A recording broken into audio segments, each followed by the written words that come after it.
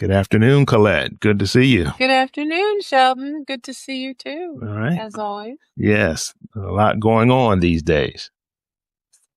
Well, today we're going to discuss the new U.S. DOT DBE Interim Final Rule. And for our guests, welcome to this special edition of the P3 Project for Diverse Entrepreneurs podcast, where we explore issues that matter most to diverse businesses in transportation, infrastructure, and construction. Today, we're diving into a major development that directly impacts firms under the U.S. Department of Transportation's Disadvantaged Business Enterprise, or DBE program.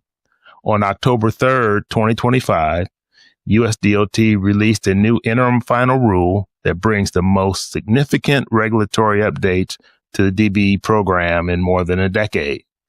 These changes are aimed at trying to strengthen the DBE program against legal challenges, but a lot of people who are in the program certainly see that differently. But we're today going to discuss how these new changes will impact firms in the DBE program. So to help us unpack what these changes mean and what DBE firms and transportation agencies need to know, we're honored to be joined by Colette Holt. Colette is a nationally recognized attorney and consultant with over 30 years of experience in advising agencies and businesses on affirmative action, civil rights, and DBE program compliance. As principal of Colette Holt and Associates, she's worked on disparity studies and legal strategies nationwide and is one of the most respected voices in the field. She has over 30 years of experience in designing, implementing, and defending affirmative action programs across the country. Ms. Holt earned her BA in philosophy from Yale and her JD from the University of Chicago. She's also the author of a disparity study guideline, which have become the accepted standard for disparity studies across the country. So, Colette, welcome today. Well, thank you, Sheldon, and it's always good to be with you, and I appreciate the opportunity to talk to your constituency, DBEs, primes, agencies about this extraordinary development, this new interim final rule.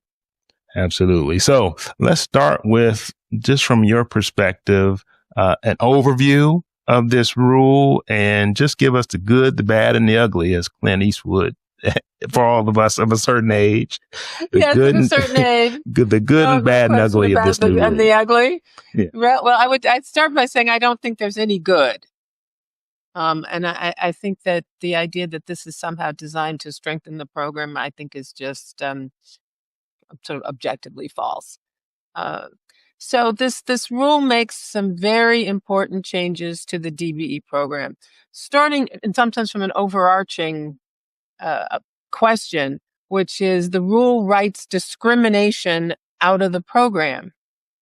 And the DBE program, which has been with us for almost 40 years, was designed to address discrimination, originally anyway, against minority contractors in seeking federally assisted transportation work. So this is a civil rights initiative. And so the idea that somehow discrimination is not part of the conversation, it just strikes me as a fundamental attack on the concept of the DBE program. And I think we certainly see that throughout the Trump administration's attacks on quote unquote illegal DEI, whatever that is. And really a rollback of civil rights in every way. I mean, you think about this as an administration that wants to take down pictures of slaves because it's some corrosive woke ideology to teach history. So I think, and again, and let me just say something I should have said in the very beginning, which is that I'm speaking only for myself. For none of my clients, for anyone else. So please do not attribute these comments to anyone else but me.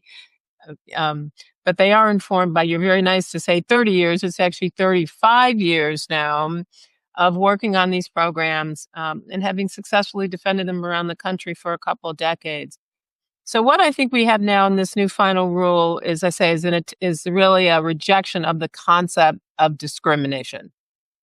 That discrimination is not a systemic or endemic or historic problem, but something that people maybe experience on some kind of individualized, atomized base.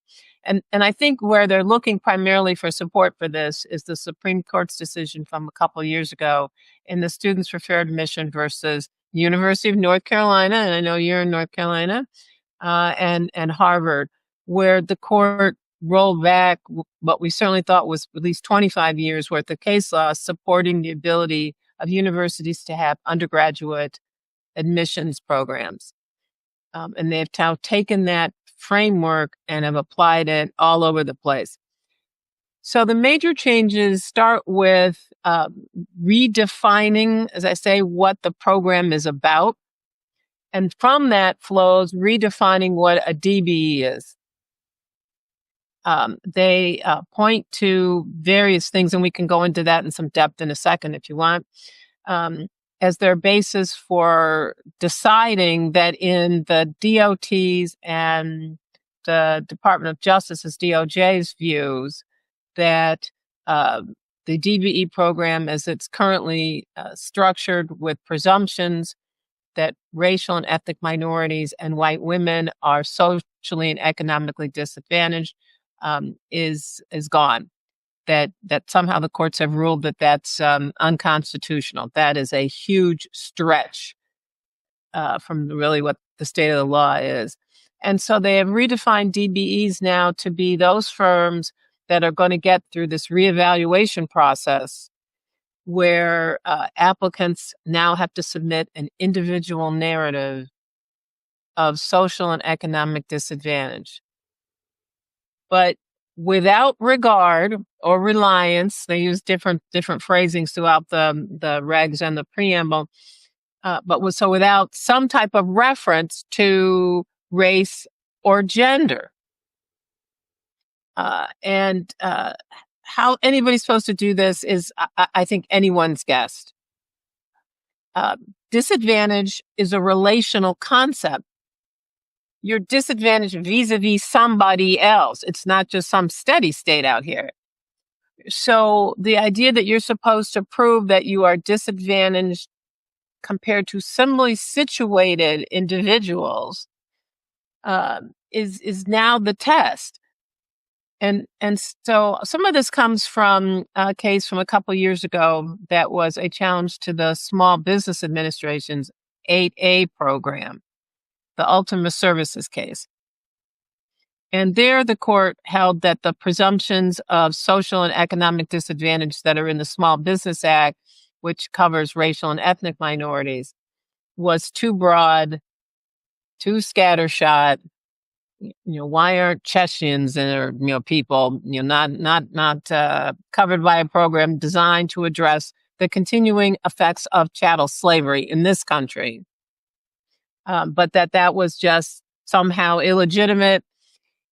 And how the Biden Department of Justice decided to settle the case, and I think correctly, was not to appeal it, but to now require those kind of individual narratives for 8A application.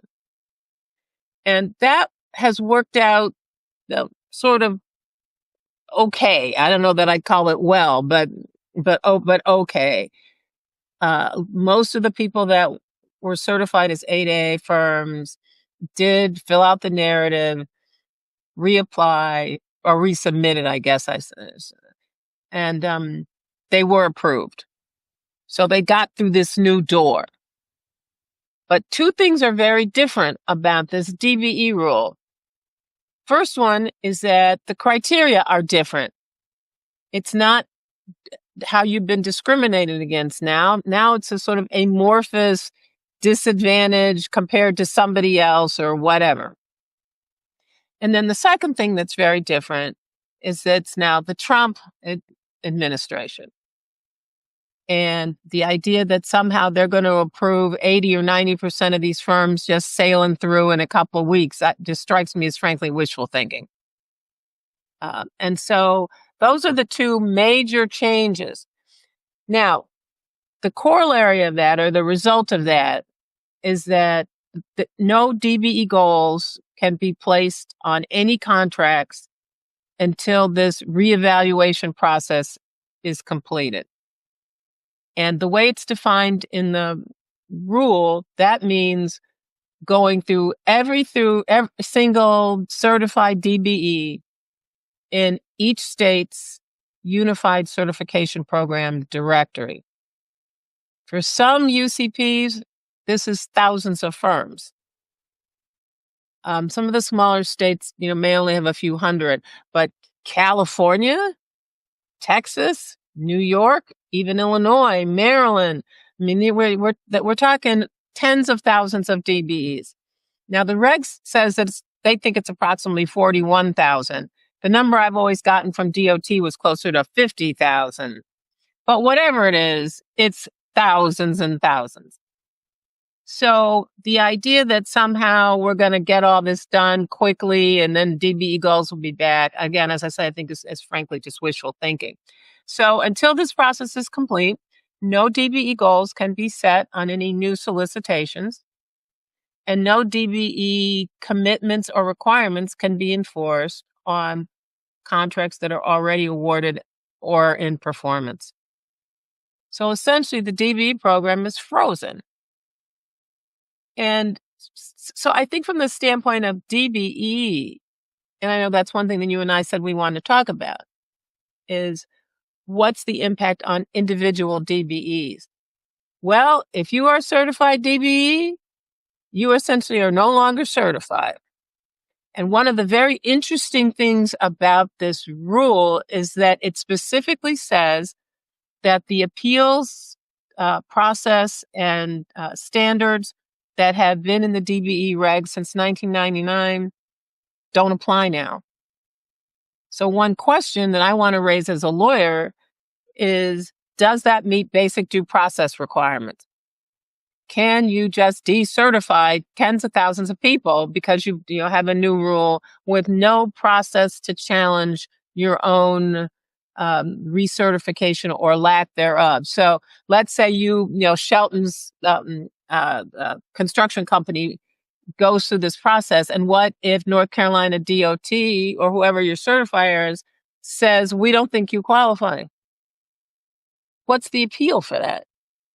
And right now, there doesn't seem to be one.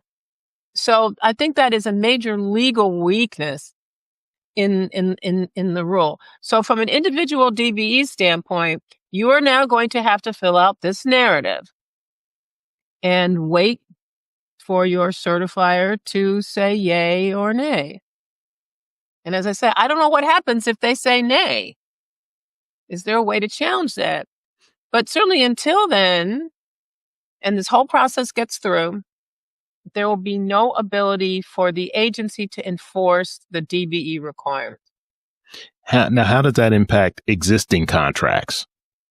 Well, there will not be the ability to enforce existing DBE clauses and requirements or anything. Now, I would say to my prime contracting friends, I don't think this is a license to go fire all your DBEs. Especially if you're in performance and you've been submitting invoices to the client that says that these DBEs have performed sufficient so that you should get paid and then you pay them. The idea that suddenly, because of this rule change, they become incompetent, I think could possibly give rise to some exposure on the part of primes for civil rights lawsuits against individual DBEs. So you fired me because I'm Black. And so if I were primes, I would continue to meet my contractual commitments, submit reports and payment data or anything else that your agency wants you to do. And recognize, though, that on new contract, there will not be DBE goals.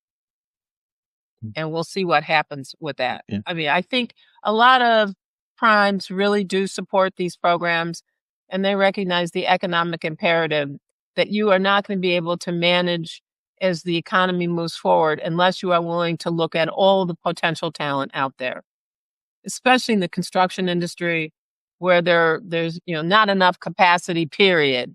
Forget whether DBEs have capacity. Does anybody have enough capacity to do all these multi-billion-dollar jobs that are all over the country? So I think that there are people who recognize that this is also an economic development program, not just a civil rights program, and that civil rights is economic development. There will be some, however, who going forward may say, well, you know what? We really didn't want to deal with these minorities and women anyway, and now we don't have to.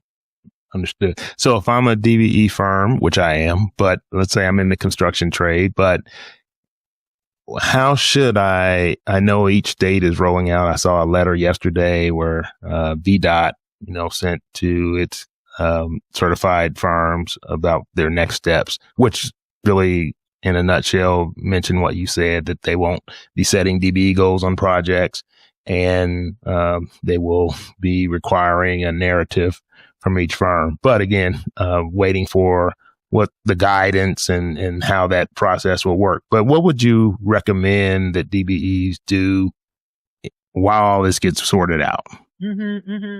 Yeah, really good question, because I don't know how long this is going to get to take sorted out, and especially because the federal government is shut down. So there's going to be no guidance, and certainly until people go back to work. And this probably won't be the most important thing on people's desks if they've been gone for, heaven help us, but months and months. So if I were a DBE, I would do a couple things. I would be sure to try to shore up my relationship with my primes. Check in with them. Say, hey, we've heard about this. We know you have too, but we certainly still want to work with you. We still do good work. And we just want to confirm that, this does not really change our relationship in any way. So shore those up. Where they're weak, put that time in. And I know that people are busy, and I know what it's like to be a small firm, because I'm a really tiny firm myself, and you're doing everything, but this is important. The other thing I would do would be to take an honest look at my own business and my operation and see where I need to shore myself up and improve. Because it may be that the days where primes are willing to handhold a small firm about things like, are your invoices done correctly? Are your certified payroll submitted correctly? Whatever it might be, safety, testing, whatever. The days when they are going to be willing to put up with small firms not really being solid about that stuff may be about to be over. And so ask yourself, where do I need to improve? And then what supportive services and technical assistance is available to me? Now, many DBEs have been out here for a long time, and they don't need any hand-holding. They just need somebody to get them work and get them paid. But most of us could probably improve our operations in some way. So ask your agencies, what are they going to do to help you? And then the other thing is, just sort of depends what exact sub-industry you're in. But maybe start thinking about focusing more on prime contract awards, which were never really impacted by the DBE regs anyway. I mean, you can't do set-asides. There's no such thing as prime goal. There's no such thing as race-neutral contract goals. What would that look like? So maybe think about what prime opportunities there might be. And then the other thing I would think to do is to talk to your agencies about what are they going to do about shoring up their race-neutral efforts. What are they doing about prompt pay? Are they giving mobilization money to subs? What about quick pay? Experience requirements?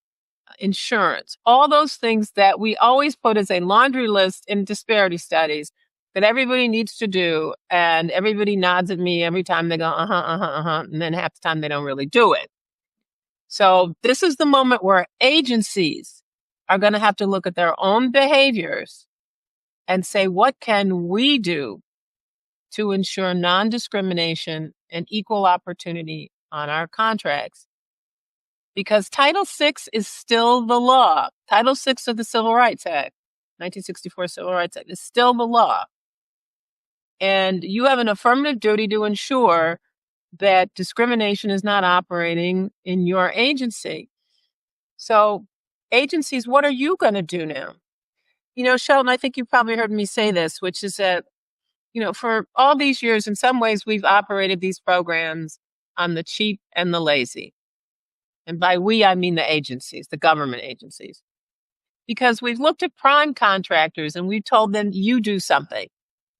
You go out, you make good efforts. You go find these firms. You pay them when you haven't been paid. You hold their hands. You do all this. But what are the agencies doing to reduce barriers that they create? Like everybody talks about unbundling contracts, debundling, blah, blah, blah, blah. Well, do they do it?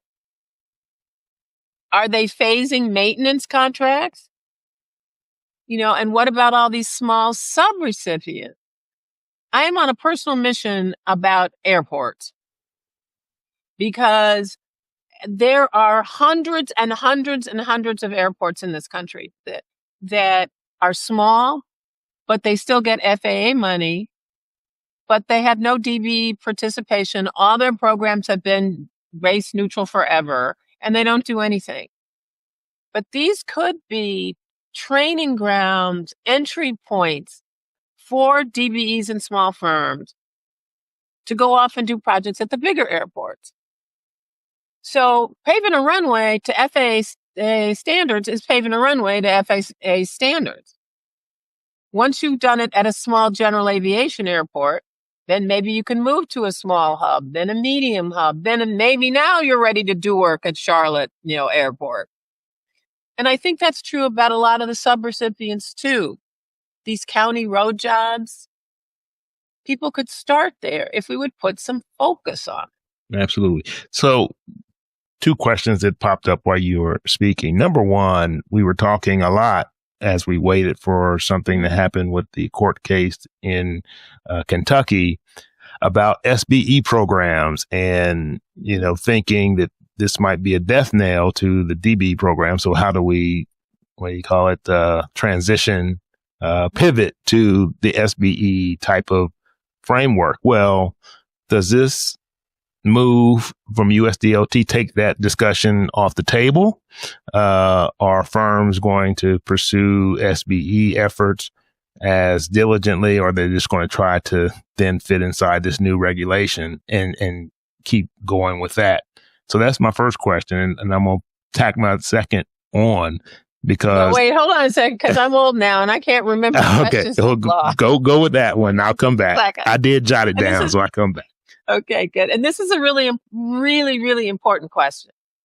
I think, if anything, it will elevate SBE because this new DBE reg is kind of SBE minus.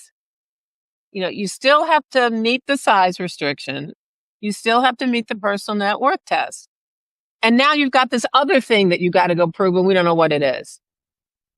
So, and anybody could prove it. It's just... anybody could prove it. Right. But that was true about SBE programs. And that's why people didn't like them. And I understand that is because I didn't have a chance to look at North Carolina. But for example, in Texas, where I am, 99.8% of the firms in Texas will qualify as small under the SBA size standards. So that's so broad as to be kind of useless. So we've always kind of resisted SBE. But at least if we move to an SBE approach, we don't have to worry about these narratives that, who knows about all that. All you'd have to do is prove your size and prove your P&W. And all the currently certified DBEs would qualify because we know by definition they meet those 2 tests. So I've been spending the last 4 or 5 days talking more to clients about these SBE programs and what you can and can't do. Now, to kind of get in the weeds, maybe more than maybe you want, but there's a section in Part 26, the DBE regulations, at 26.39, that's called Small Business Elements. And that has been in there, like 2014, maybe. It's a long time anyway. And it talks about what you can do that is race neutral for small businesses. And the very first one is that you can do SB set-asides. So that's something agencies probably need to consider. Now, depending on what kind of agency you are, you may not have a lot of contracts that you could set aside for firms that are that small, but you might. So take a look at that. And everybody's approved DBE program plan should have had that in there because it's part of the sample plan that everybody uses to put their plan together to go submit to USDOT. However, that section does not per se give anybody the right to set SBE contract goals. Now, there are some agencies that have gotten approval explicitly to set SBE contract goals. I know Ohio DOT's got some kind of program. I'm told Louisiana DOT. Just have a chance to follow up with those folks since Friday. The Chicago Transit Authority, that's FTA money. They have explicit approval. I think LA Metro has explicit approval. That suggests to me that you need explicit approval. So I think this idea that, we can just pivot and set SBE contract goals, I don't know about that.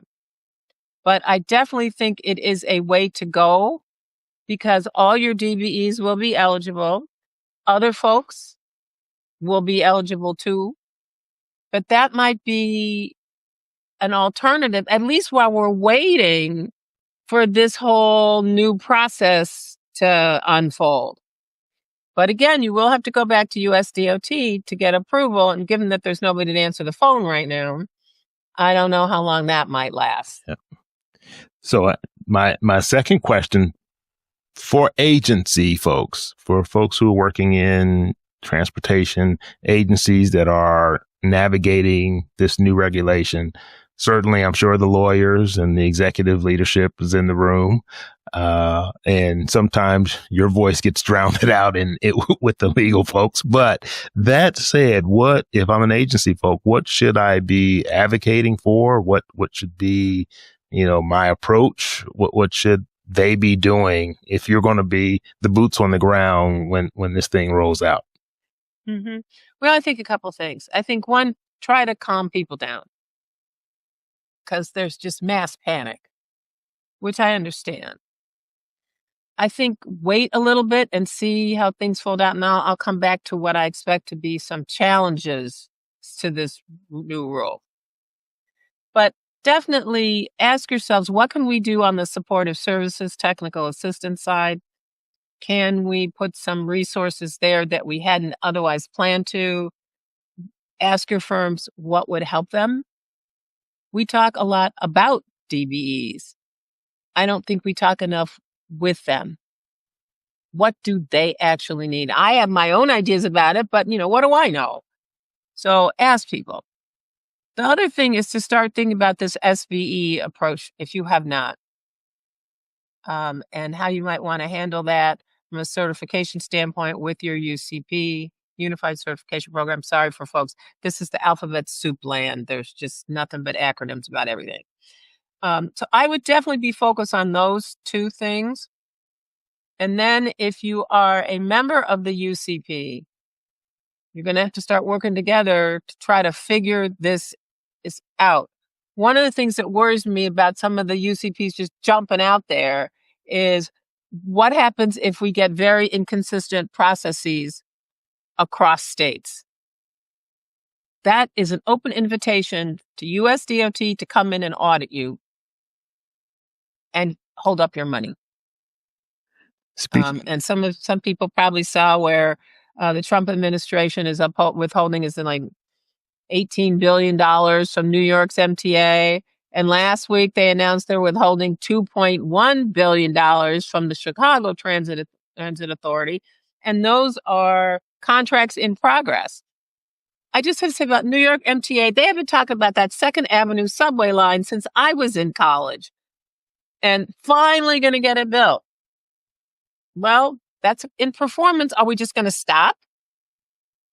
How's that going to work? And so much for, waste and abuse and all that, because anybody who's worked in construction knows that if you have to stop a job and then restart it, that is not free. And with all this tariff exposure, maybe you would have bought steel at a cheaper price, or aluminum, or whatever it might be, or tools from some other country where there's a 50% tariff. It just is going to be a mess. So I think that people really need to just slow down for a minute at these UCPs. Let's kind of get our bearings, see what might work. I have been messing around with some AI prompts about this narrative. So check back in maybe a couple of weeks even and see how much progress. I'm working with Justin Talbot Stern, who founded B2G now, and he and I are just doing this on our own time, trying to figure out, is there any real help we can give somebody?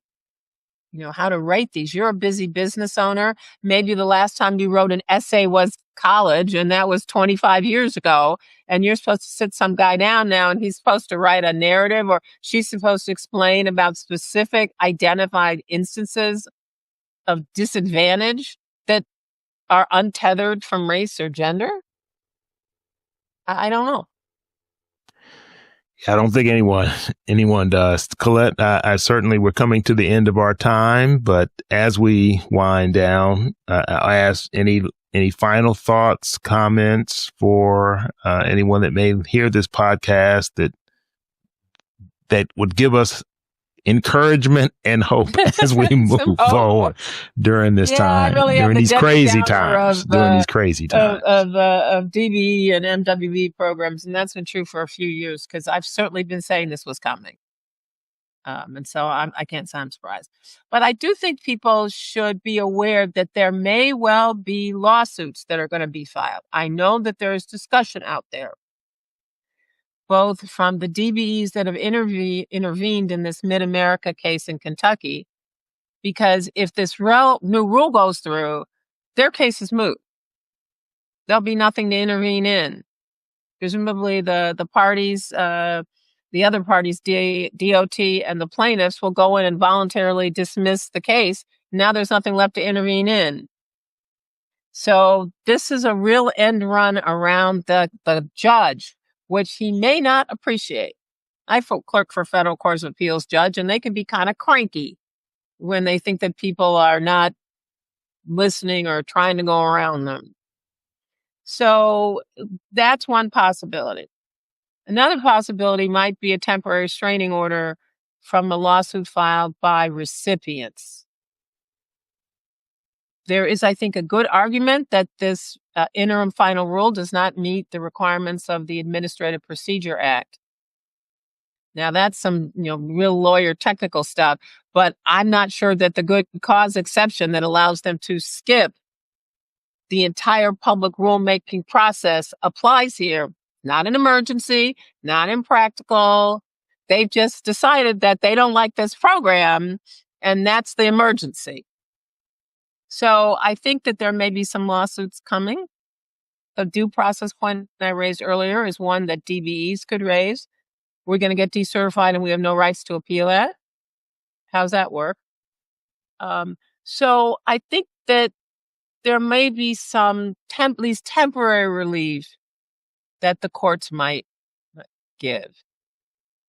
And the Trump administration's track record, at least at the district court level and federal court, is truly dismal.